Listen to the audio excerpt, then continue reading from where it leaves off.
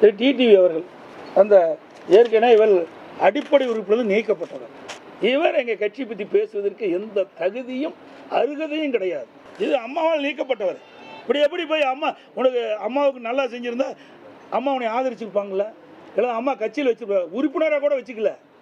அடிப்படை உறுப்பினர் நீக்கப்பட்டவர் சொன்னால் இவர் எப்படிப்பட்டவர் என்பதை நாம் உணர வேண்டும். துரோகத்திற்கு நோபல் பரிசு கொடுக்கணும்னா அது பழனிசாமிக்கு தான் கொடுக்க முடியும். அந்த தகுதி அரசியல் ரீதியாக உலக அளவில் அந்த துரோகத்திற்கு நோபல் பரிசு பெறக்கூடிய தகுதி அண்ணன் நம்ம பழனிசாமிக்கு தான் இருக்கிறது என்பதுதான் உண்மை.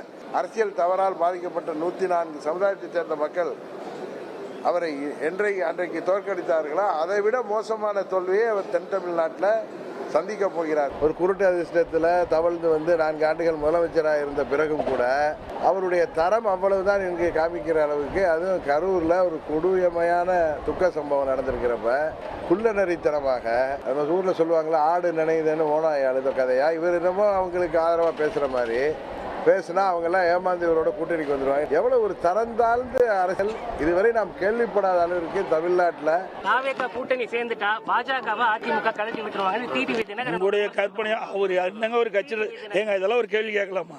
அவர் ஒரு கட்சி ஏனென திட்டமிட்டு தவறான விமர்சனத்தை செஞ்சுட்டு இருக்கார். அவர்களுக்கு இது யாராவது ஆதரிப்பார் என்று எதிர்பார்த்தார். அவர் நினைக்கிறது நடக்கல. அதனால இப்படிப்பட்ட வார்த்தையை கக்கி கொண்டிருக்கிறார்.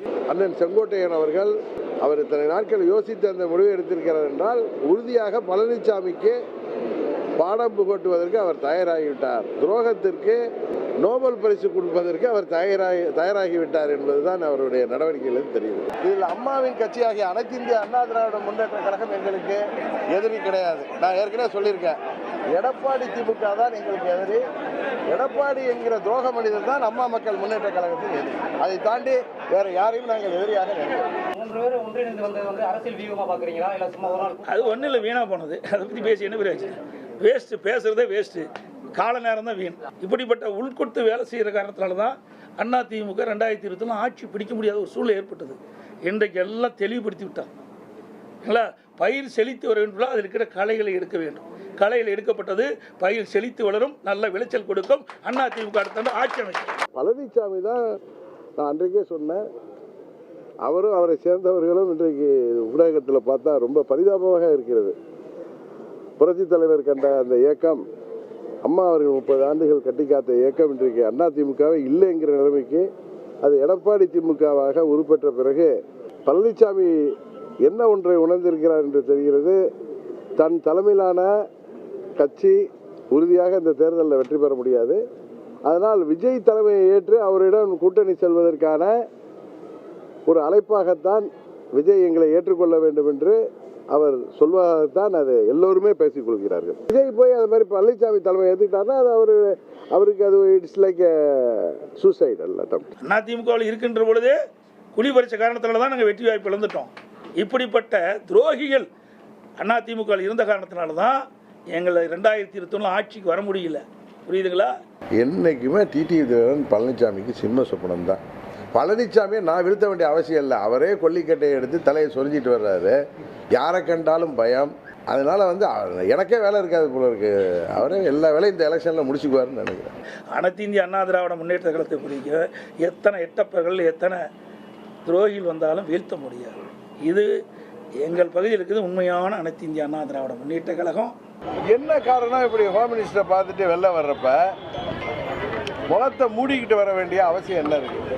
இதுவரை கேள்விப்பட்டிருக்கீங்களா? அரசியலில் எந்த ஒரு கட்சி தலைவராவது டெல்லியில் சென்று அல்லது வேறு எங்கோ கூட்டணி கட்சி தலைவர்களை சந்தித்து விட்டு வரும் பொழுது இப்படி முகத்தை மூடிக்கொண்டு ஓடி வருவதை பார்த்துருக்கீங்களா? யார் இப்படி முகத்தை மூடிட்டு வருவாங்கன்னு உங்களுக்கு தெரியும். அந்த காலத்தில் சொல்லுவாங்கள்ல, புலவர்கள்லாம் மன்னர்களை ஏதாவது ஒரு சாதனை செய்தால் அவர்களை இன்று முதல் மன்னரை நாங்கள் இப்படி அழைக்கிறோம்னு சொன்ன மாதிரி அண்ணன் பழனிசாமி இன்று முதல் முகமூடியார் பழனிசாமி தான் அழைக்கணும். முகமூடி அணிஞ்சிக்கிட்டு போனாருங்கிறார். இது எந்த விதத்தில் சரியாக இருக்கும்? நீங்கள் பார்த்தீங்கன்னா நான் முகமூடி முடிஞ்சிட்டுலாம் போகல, அவர் தான் முகமூடி அணிஞ்சு அதிமுக முடிஞ்சார். அம்மா அவர்கள் இருக்கின்ற வரை அவர் சென்னை பக்கமே வரல. அவர் என்னை பற்றி பேசுகிறார். இது தேவையில்லை. அவர் எந்த உள்நோக்கத்தோடு பேசுகிறா எனக்கு புரியல.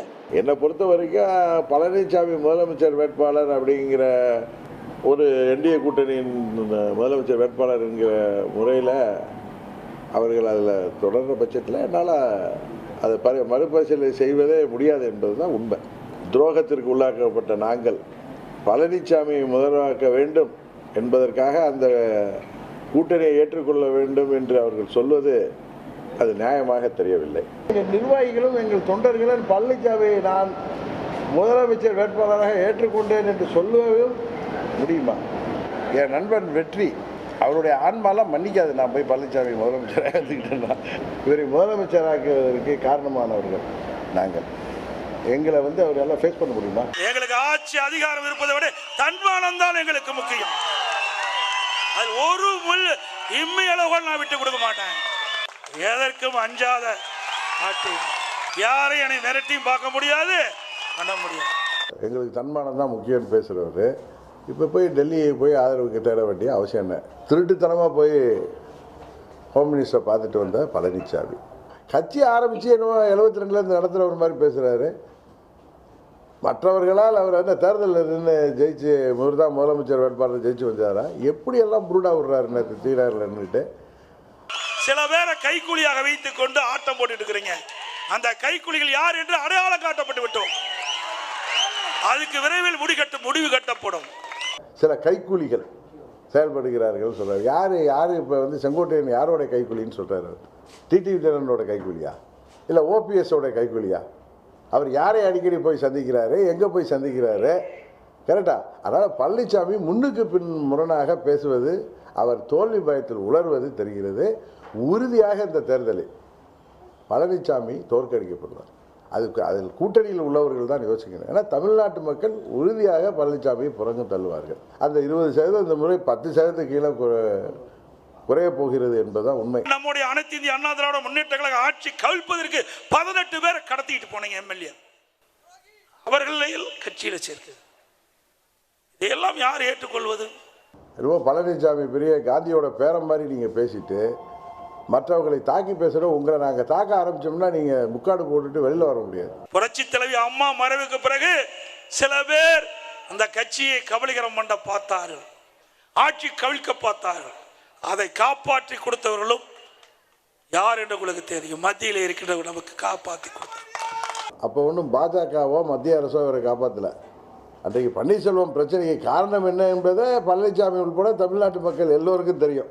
அதுக்கு முன்னாடி அந்த கூவத்தூரில் எங்கள் சித்தி டெல்லிக்கு போகிறதுக்கு பெங்களூருக்கு போகிறதுக்கு முன்னாடி அவரை தேர்ந்தெடுக்கணும்னு முடிவு பண்ணப்போ என்கிட்ட சொன்னார். அது திருப்பி சொன்னார், அண்ணா முன்னாடியே நான் தான் சிஎம் கேண்டிடேட்னு சொல்லிடாதீங்க, நிறைய பேர் கையெழுத்து போட மாட்டாங்க, அதனால் கையெழுத்துலாம் வாங்கிட்டே பேராதீங்கன்னு சொன்னது பழனிசாமி. இதை நான் முன்னையே சொல்லியிருக்கேன். ஸோ அதில் பாஜக காப்பாற்றல. நான் பழனிசாமியை ஏற்றுக்கொள்வேன் என்று நம்பியது எனது தவறல்ல, அவர்கள் தவறு. இந்த கட்சி ஆரம்பிக்கப்பட்டதே அது அண்ணன் நயினார் நாகேந்திரனுக்கு சேர்த்து சொல்றேன். பழனிசாமியின் துரோகத்தை எதிர்த்து ஆரம்பிக்கப்பட்ட கட்சி. எப்படி நாங்கள் பழனிசாமியோடு முதலமைச்சராக ஏற்றுக்கொண்டு போக முடியும்? அவர்கள் திருந்த வேண்டும். எனக்கு தெரியும் பழனிசாமி எப்படி என்னிடம் கூட்டணிக்கு வருவார். எங்களுக்கு துரோகம் செய்த பழனிசாமி என்னை சந்திக்கவே அவர் தயங்குவார். உணர்ச்சி வசப்பட்டெல்லாம் அந்த முடிவு எடுக்கல. நிதானமாக யோசித்து எங்கள் நிர்வாகிகளும் தொண்டர்களுடன் கலந்து ஆலோசித்து நாம் எப்படி துரோகத்தை ஏற்றுக்கொள்ள முடியும். இந்த இயக்கம் தொடங்கப்பட்டதே ஒரு சிலரின் துரோகத்திற்கு எதிராகத்தான் இந்த இயக்கம் உருவாக்கப்பட்டது. ஆனால் அவர்கள் திருந்துவார்கள் அல்லது திருத்துவார்கள் என்று நம்பினோம். ஆனால் எந்த வாய்ப்பும் தெரியவில்லை. அதனால் நாங்கள் எங்கள் வழியில் செல்கிறோம். அனைத்து இந்திய அண்ணா திராவிட முன்னேற்ற கழகத்திற்கு எவர் ஒருவர் துரோகம் செஞ்சாலும் அவர் நடு ரோட்டிலே நிற்பார், விலாசம் இல்லாமல் போய்விடுவார். இரட்டைலை வைத்துக்கொண்டு படபடத்தை வைத்துக்கொண்டு அவர் இன்றைக்கு 21 தேர்தலிலே அந்த அளவுக்கு அவரால் பெற முடிந்தது. இந்த தேர்தலில் அதுவும் முடியாது என்பதுதான் உண்மை. பழனிசாமி இந்த முறை படுபாதத்தை தள்ளப்படுவார். அங்கு உள்ளவர்கள் இன்னும் டெல்லியில் உள்ளவங்க டிடிவியை சரி பண்ணிடுவாங்க, அவர் நம்ம கூட வந்துடுவார் அப்படின்னு அவங்க பகல் கனவு கண்டால் உண்மையிலேயே இந்த முறை அவர்கள் சாரி நீங்கள் தோற்றால் அதற்கு நாங்கள் காரணம் அல்ல, அது எங்களுடைய தவறல்ல, உங்களுடைய தவறு. உடனுக்குடன் செய்திகளை தெரிந்து கொள்ள சன் நியூஸ் பெல் ஐகானை கிளிக் பண்ணுங்க.